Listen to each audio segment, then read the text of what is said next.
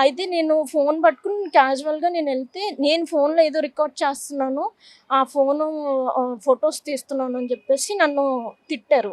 నోటికి బూతులు మనం చెప్పలేమనమాట. అట్లాంటి బూతులు తిట్టారు. అయితే నేనేం రికార్డ్ చేయట్లేదు. కావాలంటే చూసుకోండి అని జెప్పేసి నేను చెప్పాను.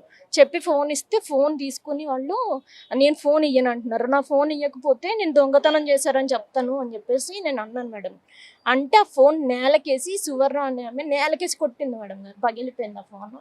పగిలిపోయిన తర్వాత ఇంక మాకు అర్థమైపోయింది వీళ్ళు కొట్టడానికి వస్తున్నారని మేము అక్కడి నుంచి వెళ్ళిపోయాము. ఇంక ఇంట్లోంచి 2 డేస్ వరకు అప్పుడు పోలీసులకి చెప్పాం మేడం గారు.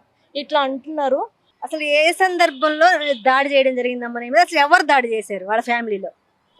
వాళ్ళ ఫ్యామిలీలో శ్రీదేవి గారు, విజయ గారు, సునీత గారు వాళ్ళ ముగ్గురు ఫస్ట్ వచ్చి దాడి చేశారు. నిన్ను ఎట్లా కొట్టారా? కాళ్ళు పెట్టి కింద ఏసి తొక్కారు మేడం. ఎవరు నిన్ను తొక్కింది? నన్ను తొక్కింది విజయ్ గారు. ఎవరు విజయ్ ఎవరు? అంటే ఆ హౌస్ ఓనర్ ఆమె. అంటే ఎట్లా బొంతు శ్రీదేవికి ఏమైద్ది?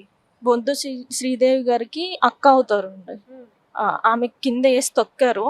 ఆ తర్వాత సువర్ణ అంట వాళ్ళ వాళ్ళ టీంలో ఒక ఆమె ఎట్లా మాకు ఐరన్ మంచాలుంటాయి. ఆ మంచాలకేసి బుర్ర పెట్టి కొట్టారు.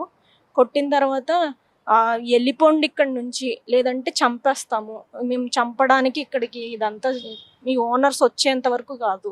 మీ ఓనర్స్ వచ్చినా ఏం బ్రతకరు" అన్నట్టు చెప్పారు. ఇదంతా అయిన తర్వాత మేము కొట్టిన తర్వాత హాస్పిటల్‌లోకి వచ్చేసాము. ఆ పిల్లల్ని అక్కడ వదిలేసాము.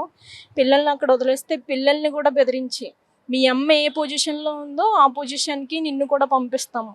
ఇక్కడున్నయన్నీ తీసుకొని మీ నాన్న రాకపోయినా మీరెళ్ళండి" అని చెప్పి పిల్లల్ని చెయ్యి పట్టి బయటికి గంటారంట మేడం గారు.